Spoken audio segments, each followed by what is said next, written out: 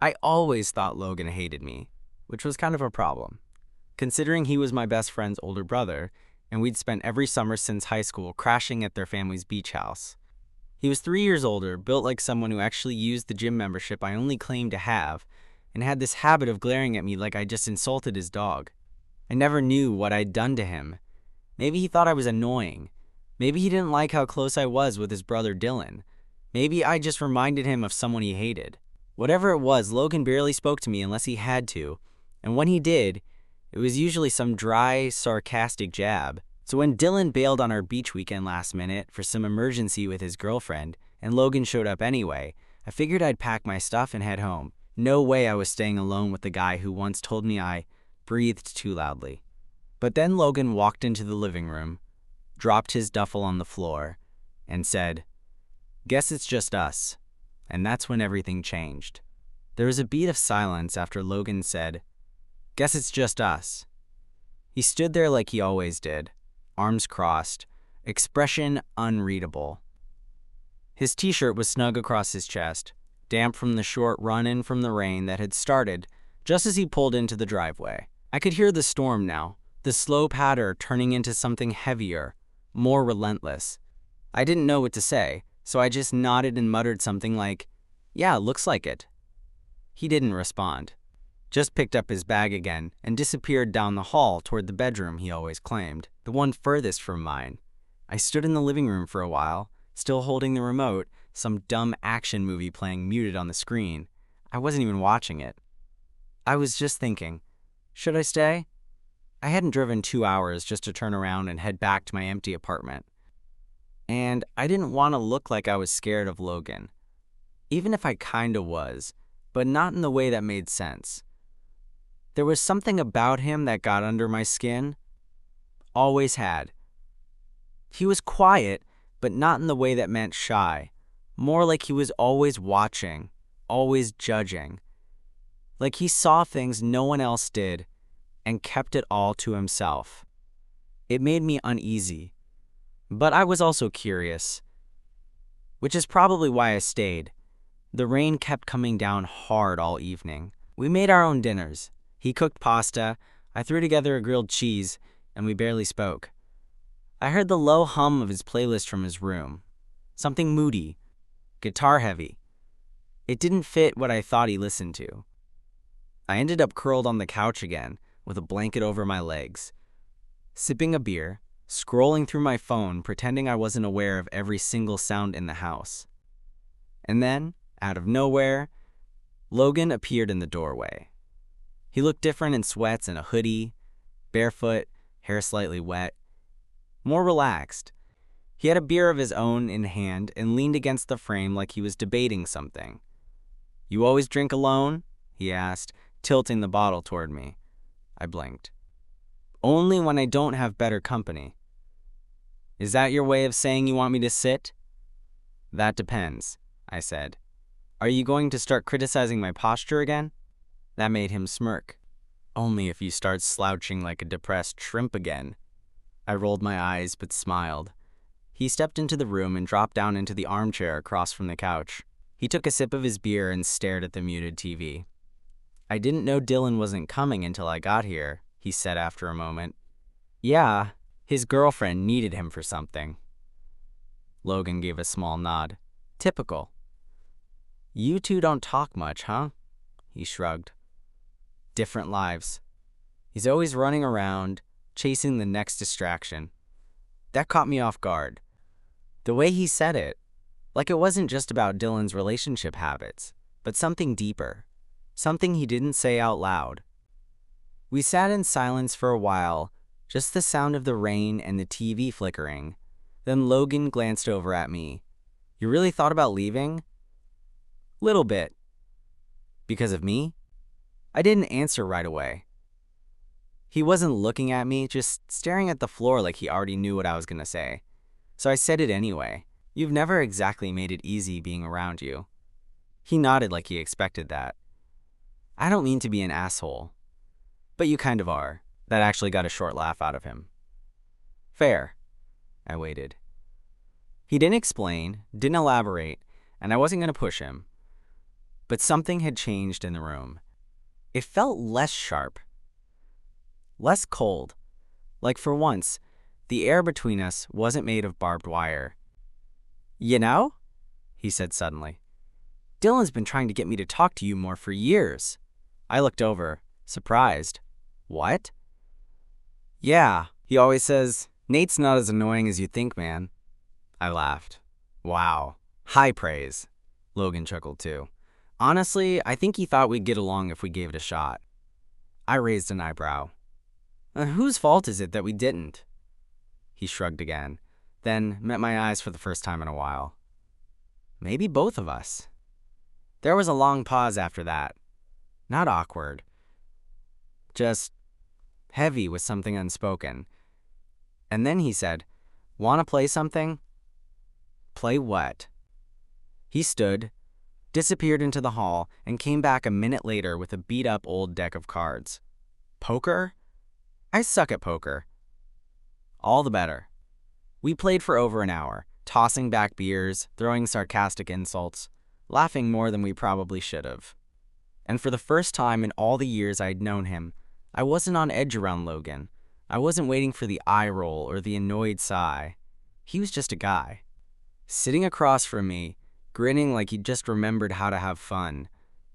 At some point, he dealt the cards but didn't play his hand right away. He looked up at me, eyes darker now under the warm living room light. "Can I ask you something?"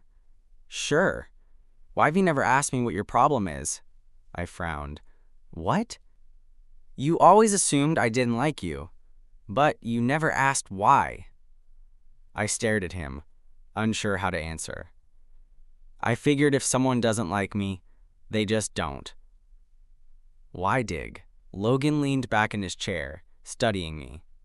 Then he said, "I didn't hate you." "Okay." He took a sip of beer, then added, "I just didn't know how to be around you." That stopped me cold. "What do you mean?" But he didn't answer right away. Instead, he stood up, walked over to the kitchen, and dumped his beer bottle in the recycling. "Never mind." He walked down the hall to his room, pausing just before he turned the corner. "I'm not as much of an asshole as you think," he said, without turning around. And then he was gone. I didn't sleep much that night, not because of the storm. It had eased into a quiet drizzle by midnight, but because of what Logan said. "I didn't hate you. I just didn't know how to be around you." I kept replaying that line, over and over. I lay in bed, staring at the ceiling fan as it spun lazily, listening for any sounds in the house. At some point, I heard his door creak open down the hall. Footsteps. A faint pause. Then nothing. Maybe he went to the kitchen. Maybe he was just checking if I was still up. I thought about getting out of bed, heading to the kitchen myself. Maybe pretending I was thirsty so we could pick up where that conversation left off. But I didn't. I stayed under the covers, tense and weirdly nervous, wondering why I suddenly cared so much about what Logan thought. The next morning, I woke up to the smell of coffee and the sound of eggs sizzling in a pan. I walked out of my room to find Logan in the kitchen, barefoot, hair messy, t-shirt wrinkled, flipping eggs like he did this every morning. "Morning," he said, not looking up. "Morning," I mumbled, rubbing the sleep from my eyes. He slid a mug across the counter toward me. "Black, right?" I stared at the coffee. "How'd you know? You always made it that way. Back when you'd visit during winter break." "Right, I had, but I hadn't thought he'd noticed." Logan always gave off that too cool, too disinterested vibe, like he was only half present.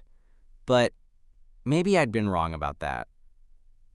"Thanks," I said, and took the mug. We sat at the counter, side by side, eating in a silence that felt different now. Not strained, not cold, just quiet, comfortable. After breakfast, he went out for a run, and I stayed behind, doing nothing in particular. Flipping through a book, scrolling on my phone, trying not to think too hard. But I was. I kept thinking about what he'd said the night before, and the way he'd looked at me when he said it. By the time he came back, shirt soaked in sweat, breathing hard, towel slung around his neck, I was just staring out the living room window like a statue. "Want to hit the beach?" he asked. It was a simple question, but there was something in the way he asked it. like maybe he was trying. "Sure," I said. We didn't talk much while we set up. Just a couple towels on the sand and a cooler with drinks. Logan dropped onto his towel and lay back, arms behind his head, eyes closed. I sat upright, trying not to stare at him, even though he looked, well, like someone who definitely didn't skip gym days. After a while, he cracked one eye open and caught me looking. "You're allowed to ask," I blinked. "Ask what?" "What I meant. Last night." I hesitated. "You kinda dodged it." "Yeah, I do that." He sat up, brushing sand off his legs. "Look, you and Dylan always had this thing, like a rhythm. Inside jokes. Stories. I was the older brother who wasn't really part of it. You were always around, and I didn't know where I fit. But that's not my fault. I know. It's not about fault." He paused, then looked at me. "It was more about me, not knowing how to be around someone I noticed." That last word hung in the air like a slow-burning fuse. "You noticed?"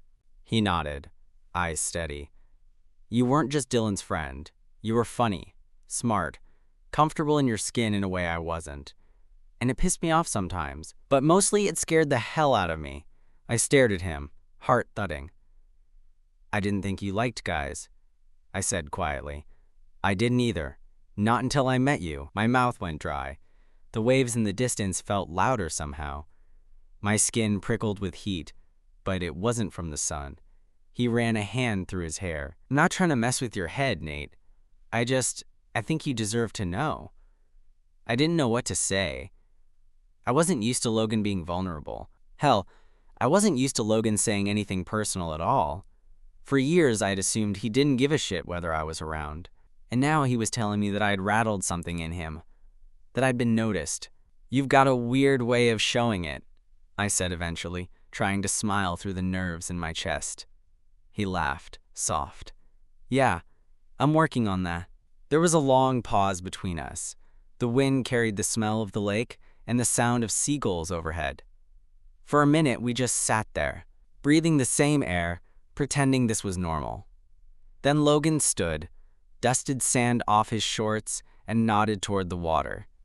"Come on," he said. "Let's swim." I followed him in, the cold rush of water shocking my system in the best way. We swam out a little, not far, just enough to feel the distance from shore. Logan floated on his back, sun hitting his chest, his eyes closed. And then he said, not looking at me, "Would it be weird if I said I want to know what it'd be like? To try? With someone I trust?" My breath caught. "With me?" He nodded, still floating. I didn't answer right away. I just let the water hold me up. Let the silence speak while I figured out what to say. Then, finally, I said, "I'm right here." That moment in the lake didn't end in a kiss, or a confession, or some kind of dramatic splash that changed everything. We just floated there, silent, suspended in water and in something else too, something unspoken and thick with possibility. It was the kind of silence that said more than a conversation ever could. When we finally swam back to shore, we didn't talk about what he said. Logan dried off quietly, tossed me a towel without looking at me, and we walked back to the house in flip-flops that slapped against our heels like a ticking clock. The whole time, my heart was knocking against my ribs, loud and insistent. Inside, he went straight to the kitchen and started making sandwiches like nothing had happened. I watched him, leaning against the counter, wondering if I should say something, if I should bring it up again. But he looked calm, maybe too calm, and I didn't want to ruin it. Not yet.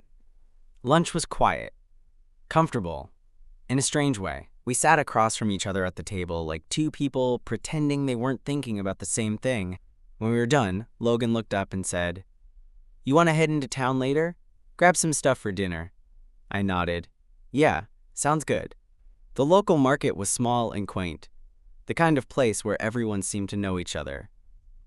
Logan walked a few steps ahead, occasionally glancing back to make sure I was still with him, like he wasn't used to shopping with someone else. I kept catching myself looking at his back, the way his shoulders moved when he pushed the cart. He picked out steaks, garlic, a bag of those bakery buns that come in the brown paper sleeve. No small talk, no awkwardness. Just two guys buying food like they'd been doing it forever. But the tension was still there, humming beneath everything. Unnamed. Undeclared. Back at the house, we cooked together. It wasn't romantic. Not exactly. But there was something about the way we moved in the same space. Him manning the grill outside, me prepping sides in the kitchen, that felt coordinated, intimate, like we'd done this before, even though we hadn't.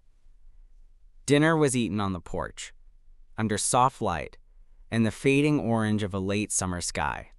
A breeze kicked up off the lake, warm and salty, and the silence between us didn't feel quite so heavy now. We were settling into something. I didn't know what it was, but it wasn't nothing. After we finished eating, Logan stood and said, "You still play cards?" "Only when I know I'm gonna lose." He gave me a look. "You don't have to play if you're scared." I rolled my eyes. "I'll get the deck." We ended up back in the living room, the same as 2 nights ago. Cards spread out on the coffee table, 2 beers open between us. But it wasn't the same. Not anymore. There was something between us now. A shift, a gravity. At some point we stopped playing. The conversation drifted. We talked about stupid stuff. College memories. First jobs. He told me about the time he got locked out of a hotel room in nothing but a towel, and I laughed so hard I spilled beer on my knee. Then, slowly, the laughter faded, and silence crept back in. Not awkward. Just quiet. Logan was sitting on the floor with his back against the couch, legs stretched out, beer resting on his thigh. I was still on the couch, one leg curled under me, watching him. "I meant what I said," he said suddenly. It took me a second to realize what he was talking about. "About wanting to try?" He nodded. "Yeah," I waited. "I've never told anyone that before," he said, looking straight ahead. "I've dated with girls, dated a couple, but I've never felt that click. You know? I did. I'd lived with that same question for years. Until I stopped asking and just accepted what I wanted." I leaned forward, arms on my knees. "And you think maybe it's because—" He finally looked at me. "Because it wasn't the right person, or the right gender, or both." "Why me?" He didn't blink. "Because you're the only one who's ever made me think twice." My throat tightened, my pulse quickened. "I don't know what I'm doing," he added quickly.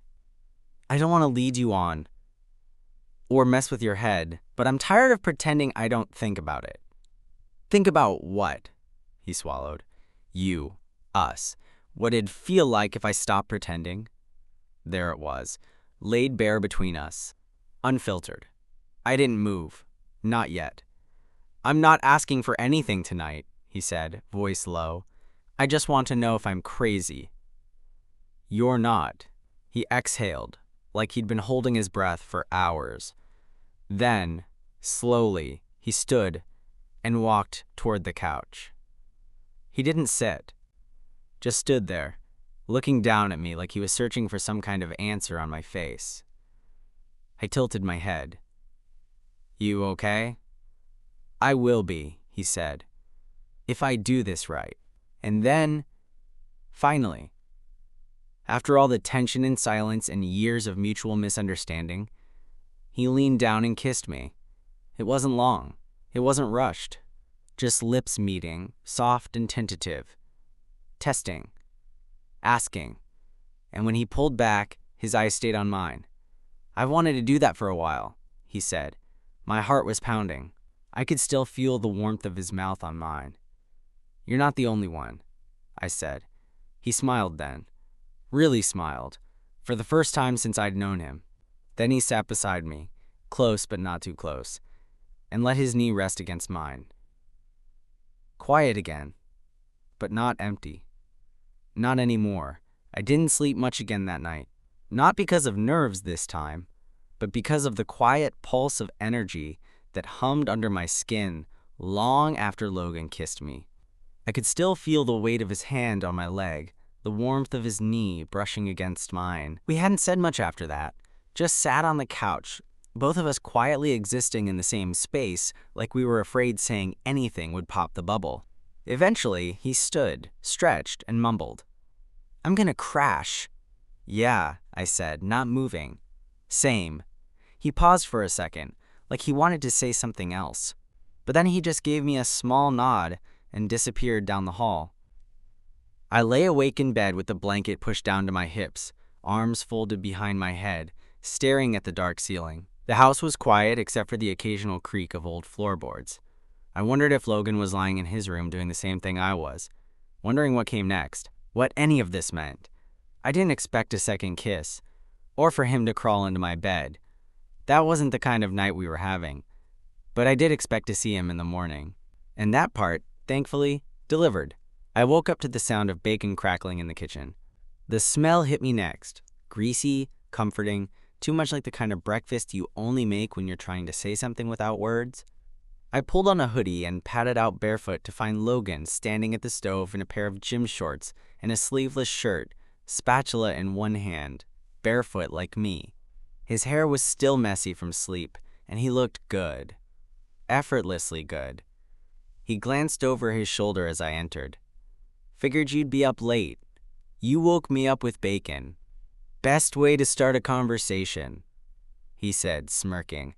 I walked over and leaned against the counter, watching him in a way I hadn't allowed myself to before. "You always cook when you're trying to avoid talking?" "Sometimes," he said, "but mostly I cook when I'm nervous." That surprised me. "You're nervous?" He glanced over again, quieter now. "Yeah, a little."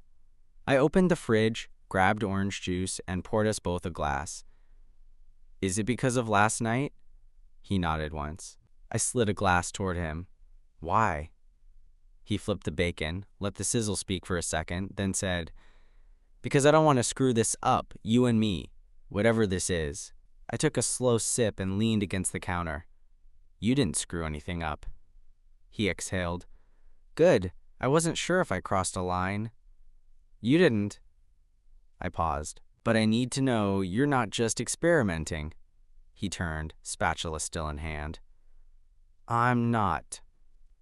The words hung there, sharp and solid. I studied his face. He wasn't looking away. He wasn't fidgeting. For the first time since this started, he looked like a guy who'd made a decision and was standing by it. "I've been thinking about this for a long time," he said, "and I know I didn't always handle it well. I acted like a dick sometimes. But that was about me, not you." I nodded slowly. "Okay." He looked at me like he was waiting for permission, or maybe forgiveness. "I believe you," I said, "and I'm still here, aren't I?" That made him smile, not the usual half-smirk, but something softer. Real. We sat down with plates full of bacon and toast and scrambled eggs, and the conversation stayed light for a while. He told me about his work, a project he hated, a coworker who chewed gum so loudly it made him want to file a complaint. I laughed more than I expected to. But even with the jokes, the casual vibe, there was something different in the air, a closeness that hadn't been there before. After breakfast, he asked if I wanted to go kayaking. I said yes, even though I hadn't done it in years and was 90% sure I'd tip us both over. We carried the kayaks down to the shore, barefoot again, the sand cool under our feet. The sun was out, high and hot, and the lake shimmered like glass. The moment was perfect in that slow, quiet way that only happens when nothing is trying too hard. Out on the water, the world fell away.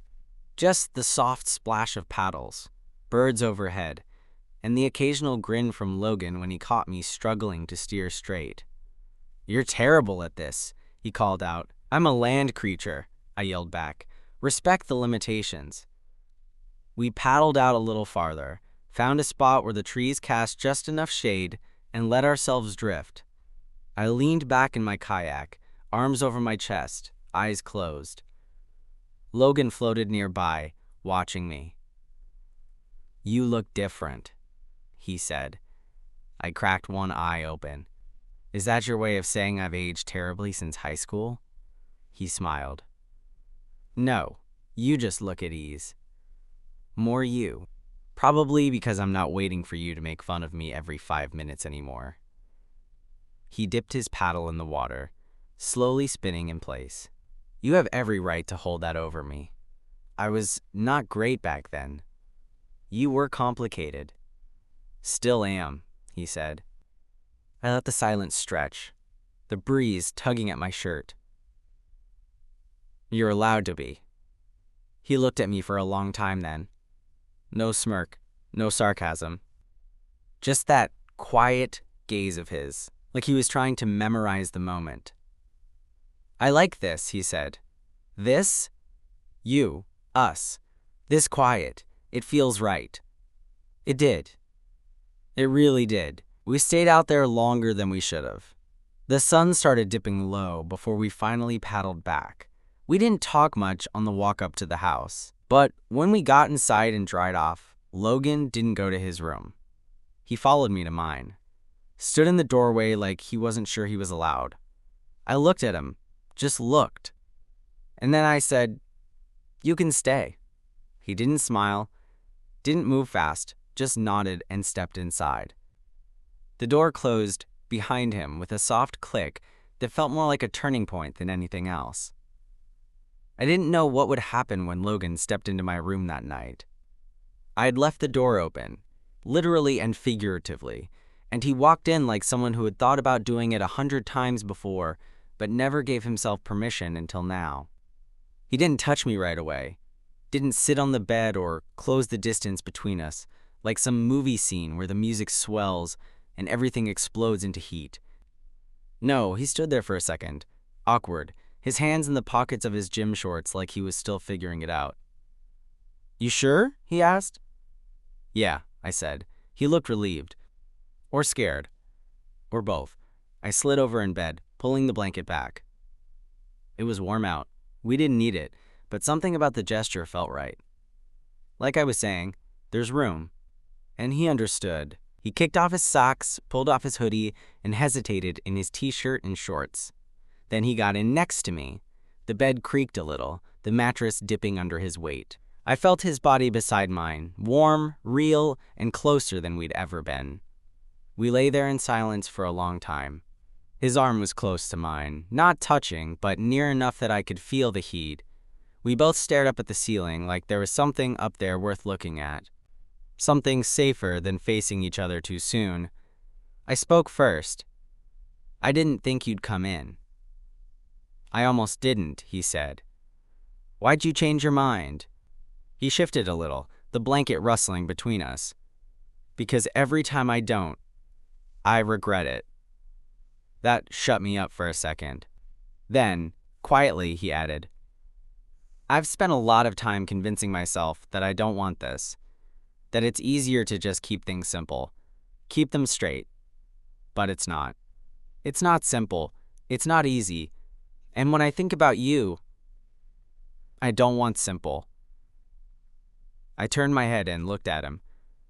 His profile in the dark was softer than I expected, less guarded. He turned too, meeting my gaze. I don't know what I'm doing, he said. But I want to try. For real. I nodded. Okay. We were quiet again. But this time, the silence felt full, charged. Then, slowly, gently, he reached out and laced his fingers through mine. It wasn't a kiss. It wasn't a confession. But it was something. Something real. And it broke the tension in the room in the best way. Eventually, he shifted closer, his leg brushing against mine under the blanket. Our hands stayed tangled, resting between us on the mattress. He let out a breath that sounded like relief. You good? He asked. Yeah. You comfortable? I smiled. You're a space heater, but yeah. He chuckled, low and soft. Shut up and sleep. And somehow, I did. We didn't talk about it the next morning. Not at first. We just made coffee, like we had the day before, Except this time, he leaned against the counter beside me and bumped his shoulder into mine, like a small, private reminder that last night wasn't some dream I'd made up. Later that afternoon, we went for a walk down by the shore. It was hot and sunny, and I could feel the sweat beading along the back of my neck. Logan carried a bottle of water and tossed it to me now and then, wordlessly. When we got to the end of the pier, the spot where the lake curved and the view opened wide, he sat down with his legs hanging over the edge. I sat beside him, our shoulders brushing as we looked out at the water. He was quiet for a long time. Then he said, "You ever think about how fast everything can change?" I gave him a sideways glance. "Yeah, I used to think it took forever. But it doesn't. Not really." He nodded. "3 days ago I thought I had you figured out. And now?" He looked at me, squinting against the sun. Now I realize I didn't have a clue. There was something in the way he said it, like he was still working through the weight of it all. "I was scared," he admitted. "Still am." I didn't say anything, just let him sit with that. "But being scared of something doesn't mean it's wrong," he added. "Right?" "No," I said. "It means it's real." He glanced over at me again, this time holding the look a little longer. "I want to be real," he said. "You are." We sat there until the sun started dipping, casting long shadows across the lake. When we finally stood up, he didn't let go of my hand the whole way back. That night, he didn't ask to sleep in my room. He just came in, brushed his teeth beside me at the sink like it was normal, and got into bed like he belonged there. And this time, he didn't hesitate. His arm went around me when the lights went off. His breath was soft against my neck. And when he whispered night, I didn't need to say anything back. I just let myself feel it. All of it. By the time the weekend started to wind down, everything had changed. But nothing had, really. We still did the same things. Went on walks, made breakfast, floated in the lake when the sun got too hot to think. But we also moved differently around each other now. There was an ease in the way he stood closer, a softness in the way our hands brushed on purpose instead of by accident. We weren't talking about it out loud, not much, but we didn't need to. Every look, every shared silence, said more than either of us had managed in years. Sunday afternoon, we grilled burgers and sat on the porch in our usual spots, me with my feet kicked up on the railing, him nursing a beer and staring out at the lake. The air buzzed with heat and cicadas, and even though we weren't saying anything, the quiet didn't feel empty. I broke it first. "You think Dylan knows?" Logan snorted. "He's not dumb." I looked over at him. "You think he'd be okay with it?" He hesitated for half a second, then said, "Honestly, I think he always kind of hoped." That surprised me. "Seriously?" Logan nodded. He used to tease me. Say things like, "You always get so weird when Nate's around." I thought he was just being a little brother. But maybe he saw something I didn't want to. I let that sit for a second. "I used to think you hated me," I said. He looked at me, something gentle in his eyes. "I didn't. I just didn't know what to do with how I felt. You were comfortable in a way I wasn't ready to be." I swallowed hard. "And now?" "Now I'm still figuring it out. But I'm not pretending anymore." That struck something deep. I sat up, setting my drink down. "You're not just trying this out to see what it feels like, are you?" I asked.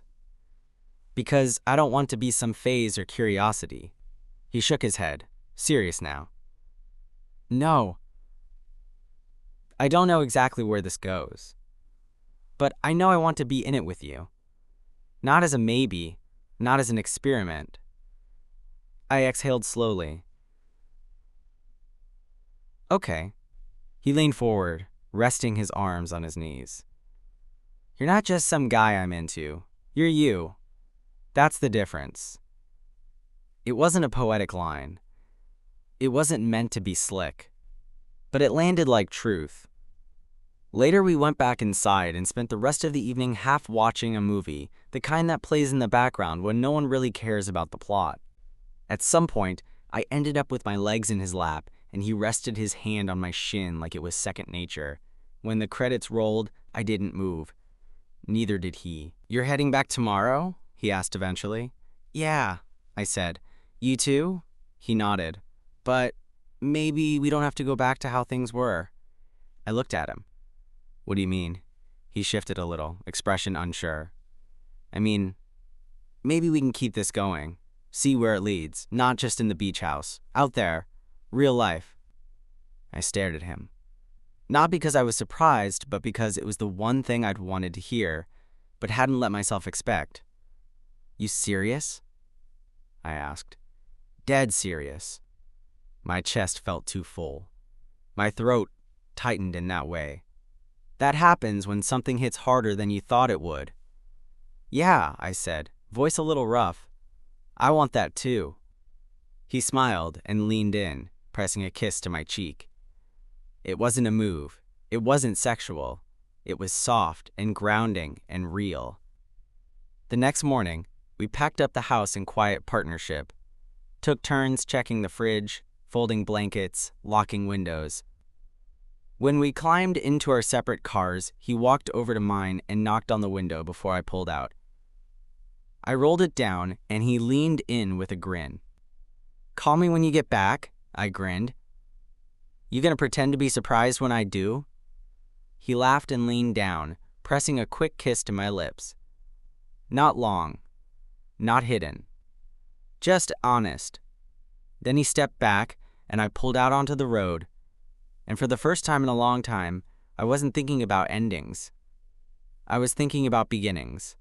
The drive home felt different, not just because of what had happened over the weekend, but because I wasn't carrying the same weight I'd had on my shoulders for years of wondering what Logan was thinking, or if he secretly resented me, or if all those quiet stares were just misread tension and nothing more. Now I knew the truth, and knowing made everything quieter inside my head.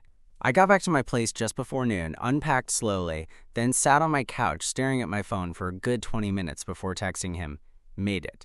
No speeding tickets. No emotional breakdowns. Might miss your weird coffee-making skills, though. The reply came less than a minute later. You're just mad I made it better than you. Also, miss you already. I stared at those words. Miss you already. Longer than I probably should have. It was still strange to see Logan talk like that. To be soft. To be open. But it didn't feel wrong. Just new. We didn't go a single day without texting after that. Some days we talked about nothing. Just dumb memes, rants about work, complaints about traffic. Other times, it was more honest, more vulnerable. Things I don't think either of us had ever said to anyone else before. After a few weeks, he came to visit. It wasn't anything dramatic. Just a Friday evening where he showed up with a backpack, 2 six-packs, and the most awkward hey I'd ever heard. But by the time we were on the couch with our legs tangled up and an old sitcom playing in the background, it didn't feel awkward anymore. It felt normal. A different kind of normal. A better one. We took things slow. He never made promises he wasn't ready to keep. He was upfront about needing time to understand what this meant for him, for us, but the key difference was he wanted to take the time with me, and that meant everything. Some nights, we just slept next to each other, barely touching. Other nights, he held on to me like he'd never known how badly he needed someone to hold. And eventually, when Dylan found out, because of course he did, his response was exactly what I never saw coming. He called me, not Logan, me.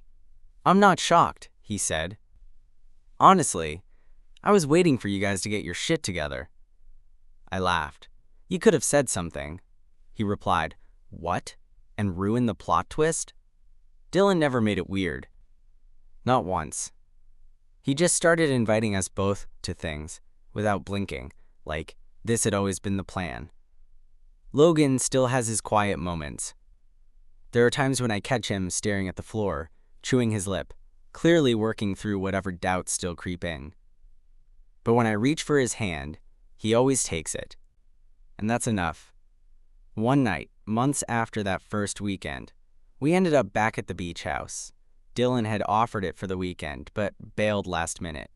Again. We didn't mind. We grilled on the porch, swam in the lake, lay in the same bed with the windows open and the sound of crickets filling the dark. And at one point, with his arms slung around my chest and his breath steady against my neck, Logan whispered, "You're the best risk I've ever taken." and I didn't say anything back. I didn't have to, because I already knew what it meant.